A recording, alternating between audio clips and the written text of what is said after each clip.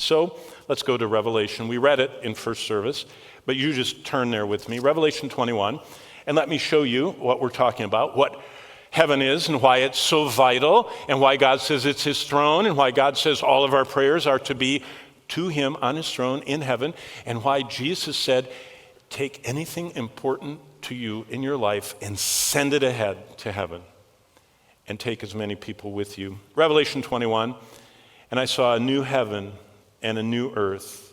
For the first heaven and the first earth had passed away, and there was no more sea. And then I, John, saw the holy city, New Jerusalem, coming down out of heaven. And where did he see it come down to? To the new earth. You see, heaven is right above earth. Don't think of heaven as out there somewhere. You know, in that new cluster of galaxies they found, or in that new nebula they found that is so beautiful in those National Geographic pictures. Think of heaven as right here. Revelation 21:22, are you getting ready for heaven?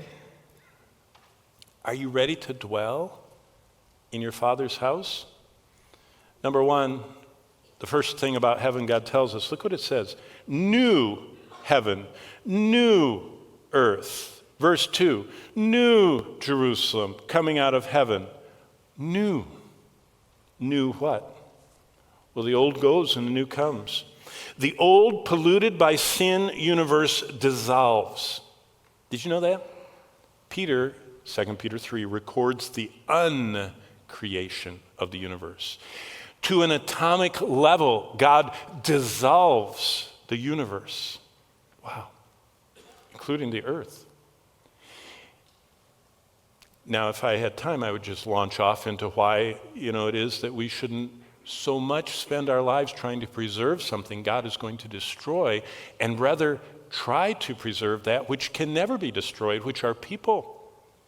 And instead of saving everything else, why not seek and save the lost?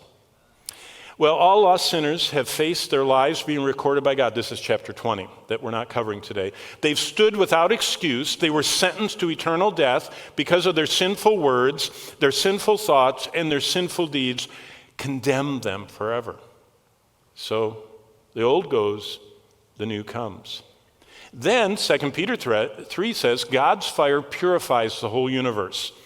It says in verse 10, the day of the Lord will come like a thief in the night. The heavens will pass away with a great noise. The elements will melt. Both the earth and the works that are in it shall be burned up. Wow.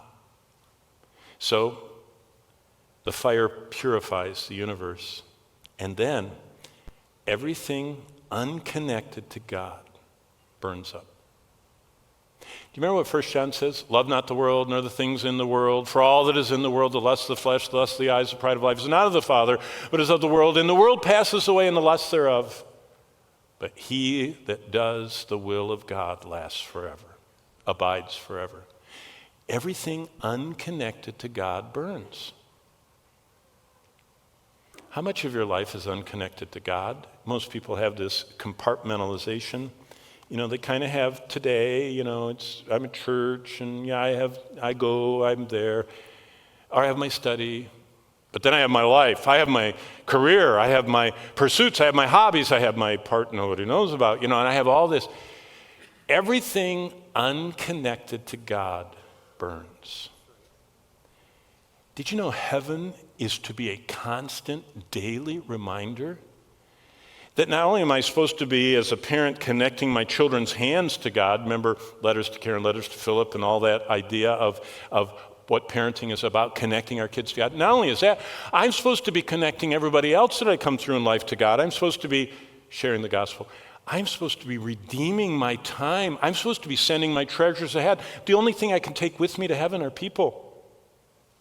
Everything unconnected to God burns.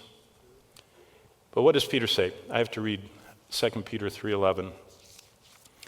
Because I love how Peter applies the Bible. Verse 11. Therefore, since all these things will be dissolved, earth, heaven, everything, what manner of persons ought you to be in holy conduct and godliness, verse 12, looking for and hastening the coming day of the Lord. Wow. It means we're supposed to live redemptively. Well, what is heaven like? If you read basically what it says, heaven is very permanent. I mean, it's talking about stones, gates of pearl, this cube. By the way, heaven is shaped the same dimensional, dimensions, the same cube shape as the Holy of Holies in the tabernacle and temple.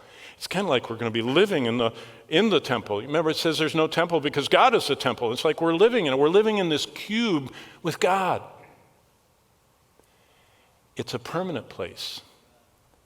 I was thinking about that, point number 4 there. Believers thought much about it. Did you know when the New Testament was being written, there was a succession of amazing emperors like Nero? Nero was amazing. He was a genius in construction. They still, when Bonnie and I, in November, we were in Rome and teaching, and I went to an exhibit, and Nero's architectural skills are still being studied. He thought of new ways of introducing colors and textures in all of his mansions he was building, but he was building out of stone. He was building out of incredible, not only just marble, he was importing granite and everything else he could get. And all the believers were living, hiding out, and some of them were hiding anywhere they could in even those catacomb areas to get away. And nothing was permanent in their life except heaven. You see, they saw the emperors having all the power and grandeur, but they said, this world is not my home. I'm just passing through. Central to that, and let's look at chapter 22. We only read chapter 21, but look at chapter 22, and I'll start in verse 6. And he said to me, these words are faithful and true. The Lord God of the holy prophets sent his angel to show his servants the things which must shortly take place. That's reiterating chapter 1. And then Jesus says, behold, I'm coming quickly. Blessed is he who keeps the words of the prophecies of this book. That's echoing chapter 1, verse 3. Blessed are those that read, those that hear, and those that keep the words of this prophecy. Now, verse 8. Now I, John, saw and heard these things. So John's validating. He says, it's me. I saw all of this, and I'm writing it down. And when I heard and saw, I fell down to worship before the feet of the angel who showed me. Remember, John had a little guide, that explained everything, this angel guide.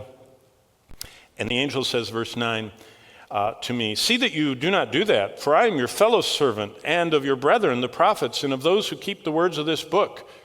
Worship God.